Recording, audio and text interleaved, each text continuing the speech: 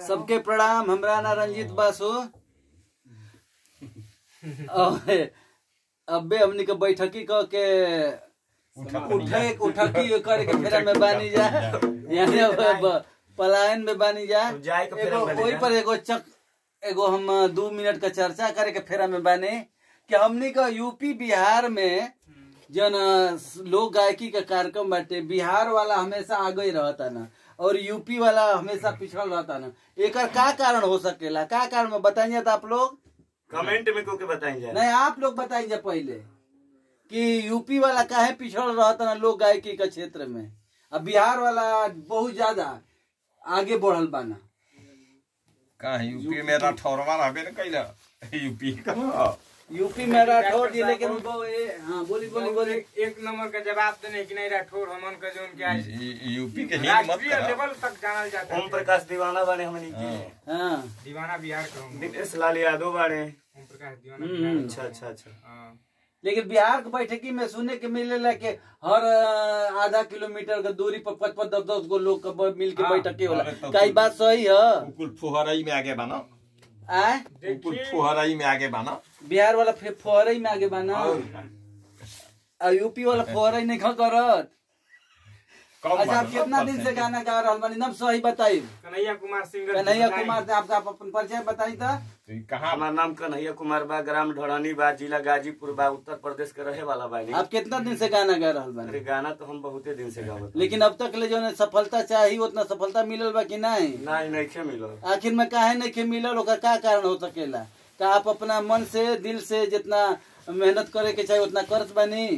हाँ करत तो बानी, लेकिन उनमें बियाह को ले बानी, 4 गो लड़का हो गइल बा, कहां से सक्सेस होता। और आप कितना दिन से गाना गा रहल बानी? हमनों के दे 2-4 बार सुइए गेल बा। आप जितना चाहत रहे इच्छा के अनुसार आपके सफलता मिल रहल बा। अब जो हमन के चाहत नहीं जैसे हमन को गाना वैसन नहीं खे मिलत, तो गाना नहीं खे मिलत ना। चाटी के हिट हो जाता, केहू काटी के हिट हो जाता, केहू कहता कि वही रे जगहिया दाते काट ले राजा जी, वो हिट हो जाता है। बहुत पहले आज समन को 5 वर्ष पहले ही हिट हो गइल बा। नहीं, संगत भी नहीं मिल रहा है। अच्छा, संगत भी नहीं मिल रहा है। डॉक्टर साहब हमनी के बीच में बना, आखिर में क्या कारण डॉक्टर साहब? वैसा माहौल, वैसा संगत नहीं मिल रहा है। अच्छा, हम लोगों को जो ऐसा है घर से जो सूचता बा ओकरा के कुछ जन बात कहीं जाके अपन संगत ढूंढ लेता। आज के कमाए धाये के बाद वही में दिन भर बाझा रहता, तो रात खुन के वैसा है नहीं कि ओकरा संगे बैठे गावे बजावे आदमी। ये यूपी का कारण बाटे। यूपी का मुख्य कारण ई भी बाटे पीछे हो गए। बिहार में भी हम भी प्रोग्राम करे गए बान 2-4 बेरी। तो यूपी में अगर आप जैसे अपना घरे दुआरे हारमोनिया तन की 2 मिनट 4 मिनट टें तो अगल बगल वाला के डिस्टर्ब हुई। और वैजा ई बाटे कि बरियाई से कहल जाता थे कि करे का भइल आज ना कइला हो सब, आज बैठकी नहीं भइल, बैठकी का बात बा, कोनो के तबियत खैरियत बा न सब कर बढ़िया। और बिहार वाला में ई बा कि 5 गो टीम रखले बान सब, केहू ढोलक बजावता, केहू हारमोनिया बजावता, केहू पैड बजावता, केहू नाल बजावता, केहू बेंजू बजावता, यानी सबका सहभागिता बराबर बा। केहू बाहर के नहीं पकड़े, नहीं मिल रहा है बाहर नहीं के पकड़ के। हमन खातिर पता चलल कि 2 गाय के बाना तो 5 गो पकड़ा साज बजवलन। आज बचवा का उनकर का नाम पड़ी? प्रभात राज। प्रभात राज। आज हम इनकरा के पहला बेर गायकी कर तुन्नी। हाँ, बड़ा निमन गौना, बड़ा नीक गावता, बड़ा नीक गावता, बाजवो में गावे ना। नहीं तो बहुत नीक गावता ना। आज पहला बेर तुननी है।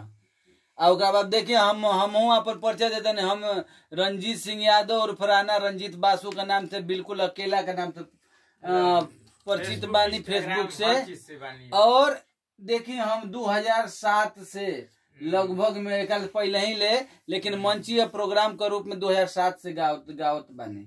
लेकिन सबसे हम अपन ये लागल बाटे, हमरा के जो लागल बाटे कि हमारा सफलता का सबसे बड़ कारण बाटे कि हम भरपूर जितना मेहनत करे के चाहिए, जितना हमारा में जुनून रहलू, जुनून के हिसाब से मेहनत ना कईनी, जोना के कारण पीछे बानी। और एगो कारण हमरा के बाटे कि हम दूसर केहू के गीत बहुत कम गौनी, हम जितना अपन लिखनी वही के गौनी। हमारा हमेशा ये प्रयास रहल कि हर बार नया नया लोगन के सुनाई और नया नया के चक्कर में पुरान होत गई जस के तस रह गई। लेकिन कुछ हम बदलाव अपना में लियावे के पड़ी, तब जाके हमने आगे बढ़ल जाए ना डॉक्टर साहब। नहीं सही बात है।